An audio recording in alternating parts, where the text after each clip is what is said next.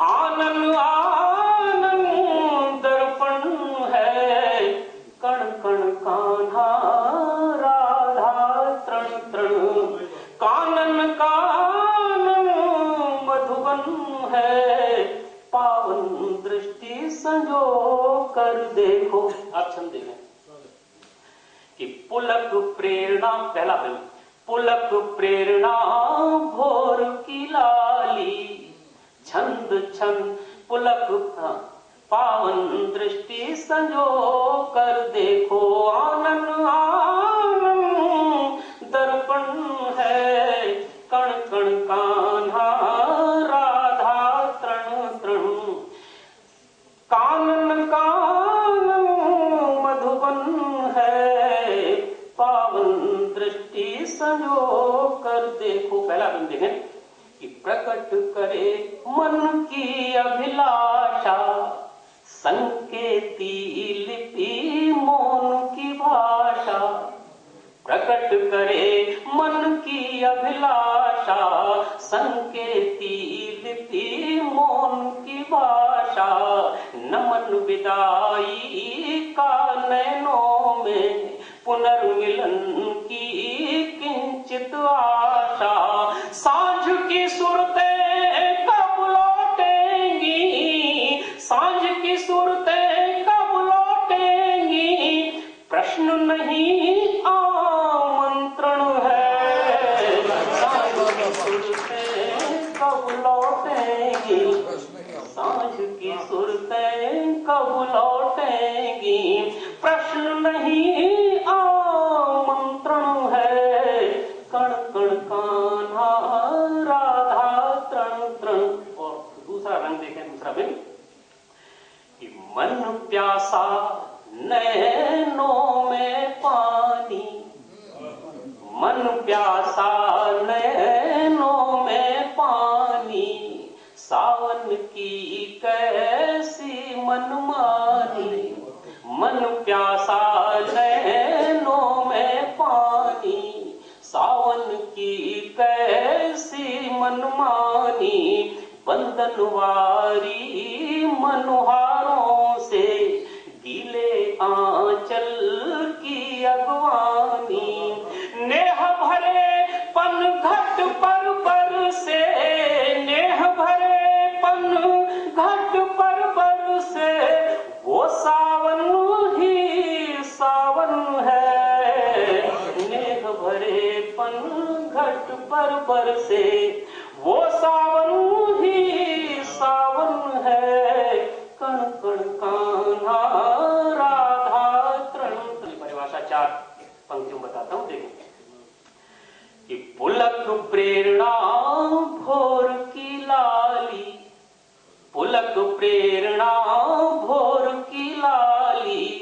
छंद छंद पूजा की थाली, आखर आखर रोली अक्षत।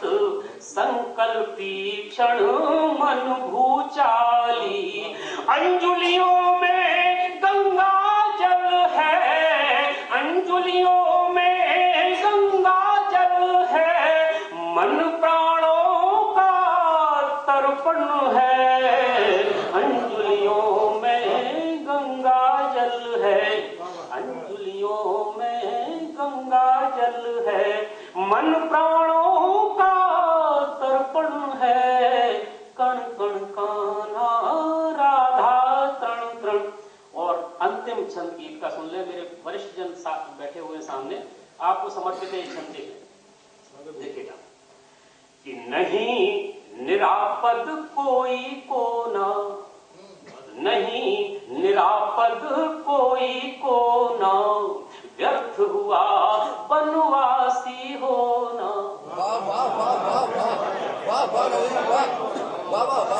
नहीं निरापद कोई कोना, व्यर्थ हुआ बनवासी होना।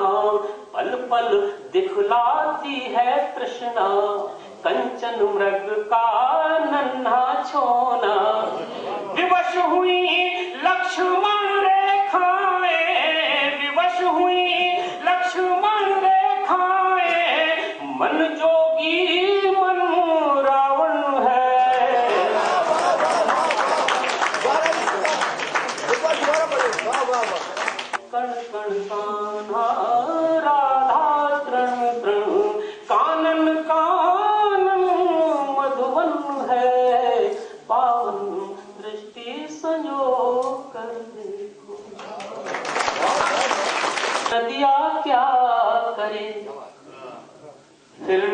लहर तट छू गई इस बार, नदिया क्या करे सामने थी प्यास की मनुहार, नदिया क्या करे सामने थी प्यास की मनुहार, नदिया क्या करे।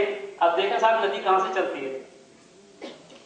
हिम शिखर के बाद छूटी हिम नदी जैसी सहेली, हिम शिखर के बाद छूटी हिम नदी जैसी सहेली, देवदारों में उछलती कूदती फिरती अकेली, एक हिरनी ले गई आकार, नदिया क्या करे।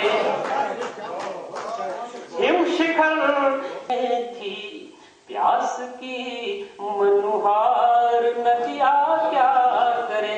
और देखें साहब नदी आगे बढ़ती है।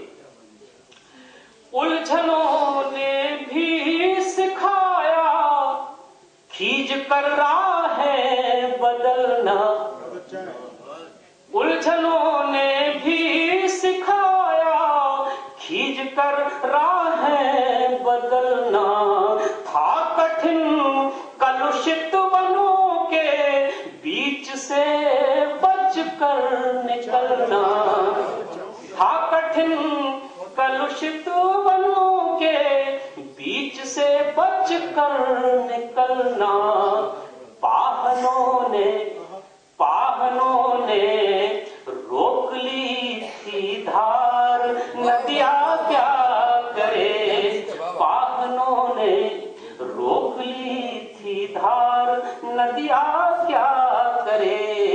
है वो पेड़ जिसने बाढ़ में तन मन छुआ, तब लगा ऐसा दहकती आग ने मधुबन छुआ, तब लगा ऐसा दहकती आग ने मधुबन छुआ, स्वप्न तो होते नहीं साकार, नदिया क्या करे। बांधने बंदी बनाया कस लिया तटबंध ने, शीश से तल में उतारा सिंधु की सौगंध ने, शीश से तल में उतारा सिंधु की सौगंध ने, रस प्रिया को रेत का आधार, नदिया क्या करे। रस प्रिया को रेत का आधार, नदिया क्या करे। Doctor KL. जैन साहब से तो वो पधारें और अपना संबोधन हमें प्रदान करें। Doctor KL. जैन साहब। परंतु आदेश है कंपेरर साहब का तो मानना पड़ेगा। आज के भगवत फाउंडेशन के इस कार्यक्रम में समारोह की अध्यक्षता कर रहे न्यायमूर्ति विनोद शंकर जी दवे केवल एक ही लफ्ज जानती हैं, इफकर न बटकर वसुंधरा कहे तो झटकर।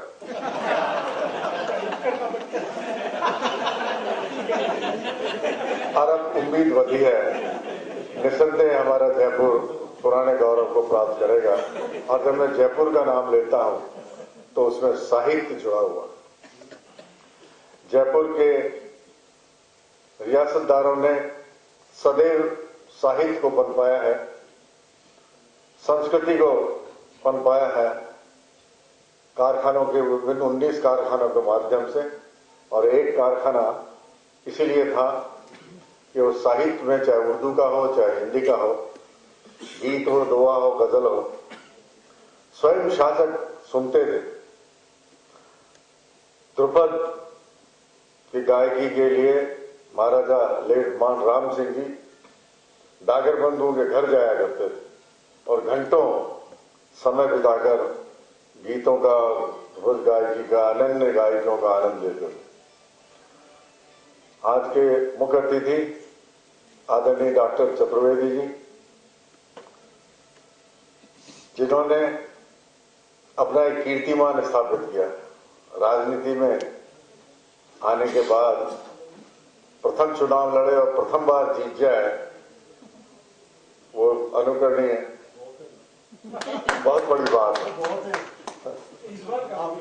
खास करके जयपुर के संदर्भ में मैं कह रहा हूं। और वो ऐसा क्षेत्र जहां एक कर्मठ कार्यकर्ता काम करता रहा, उस जगह अपनी जीत को दर्ज कराना अपने आप में एक बहुत बड़ी उपलब्धि है, ऐसा मैं मानता हूं। इनका सरल व्यक्तित्व, स्नेही स्वभाव और इनकी जो शिष्टता है वो अनुकरणीय, अपने पिताश्री के अनुरूप यही ये इनका व्यक्तित्व है। मेरा सौभाग्य है कि इनके पिताश्री जी के साथ मैं कॉलेज में अध्ययन करता रहा। वो मुझसे सीनियर थे, परंतु जैसा उनको देखा उसी प्रतिरूप में आप। आदरणीय भाभी जी अपने स्वर्गीय पति की स्मृति में अपने परिवार के साथ और उनके अनन्य सहयोगी लोकेश कुमार जी के साथ इस फाउंडेशन में उनकी स्मृति को चिरस्थायी बनाए रखने के लिए, जिन काव्य का भगवत शरण जी का एक ही पृष्ठभूमि नहीं, भगवत शरण जी को जितनी महारत हिंदी में हासिल थी उतनी अंग्रेजी में, संस्कृत में और उर्दू में 300 से अधिक किताबें लिखने वाला शख्स, अगर उनकी एक एक किताब को आप देखें उसमें सभी भाषाओं के प्रति आदर स्वरूप उसका उल्लेख होगा। ऐसा नहीं, फिक्शन भी उन्होंने लिखे। एक अद्भुत व्यक्तित्व के धनी थे वो। शिक्षा के विभाग में काम करा, अरुचि रही, लेकिन निरंतर साहित्य की सेवा में मगन रहने वाले व्यक्ति। अब मैं क्या कहूं उनको, मेरे एक तरह से मैं समझता हूं मेरे दाएं हाथ थे। लोकेश कुमार जी के साथ जितना साथ रहा, इनका तो अधिक साथ रहा, लेकिन मेरा भी बहुत बड़ा, काफी वर्षों तक 15-20 साल तक उनके साथ मेरा सानिध्य रहा। और जो कुछ अगर साहित्य के प्रति प्रेम एक उद्योग जगत में रहने वाले आदमी के लिए मशहूर है कि वो केवल कमाना जानता है, एक और एक, दो या चार करना जानता है, उसको साहित्य से कोई वास्ता नहीं। लेकिन सही पूछे तो उन्होंने ही मुझको साहित्य के प्रति बहुत ज्यादा रुचि उनके सानिध्य में मेरी रही। और यही वजह है कि उस फाउंडेशन को, एक छोटा सा कार्यकर्ता उस फाउंडेशन का मैं भी अपने आप को मानता हूं। भगवत शरण जी के मैं कहूँगा, इतने व्यस्त रहने के बाद, घरी परिवार को छोड़ने के बाद भी भाभी जी ने सभी बच्चों को उच्चतम अध्ययन कराया। ये सौभाग्य है भगवत शरण जी का। न केवल उनके पुत्र और पुत्रियां अध्ययन में काफी ऊंचाइयां प्राप्त करे हुए हैं, उनको जो जामाता भी मिले या बहुआ भी मिली, वो भी साहित्य में रुचि रखने वाले मिले। मित्र मंडली तो बहुत उनकी बड़ी रही है और अक्खड़ मिजाज के आदमी जरूर, स्पष्ट रखता है, किसी से डर नहीं। नाथद्वारा के ऊपर उनके जो उन्होंने अष्टपदी लिखी, गजब की उन्होंने लिखी, उन्होंने महसूस कराया अंत के छंद में कि क्या बात करते हैं लोग, बात कहते हैं कृष्ण छाछ पे नाचता रहा, यह गलत है, उन्होंने सिद्ध किया। कृष्ण के व्यक्तित्व को, कृष्ण नहीं, वो धर्म के ऊपर, साहित्य के ऊपर, मौसम के ऊपर, आज के जमाने के ऊपर, सभी के ऊपर अपनी महारत के साथ लिखते थे। ब्रज भाषा भी, उसमें भी कविता करते थे, लेकिन थे जरूर मान सम्मान के बहुत प्रति उनको रहता था एहसास। और इस रूप में वो इस फाउंडेशन के माध्यम से उनके परिवार और उनके मित्रों ने, मेरा भी थोड़ा बहुत सहयोग है। मैं बहुत दफा मतलब भैरव सिंह जी से, जिनके स्मृति में ये हाल बना हुआ है।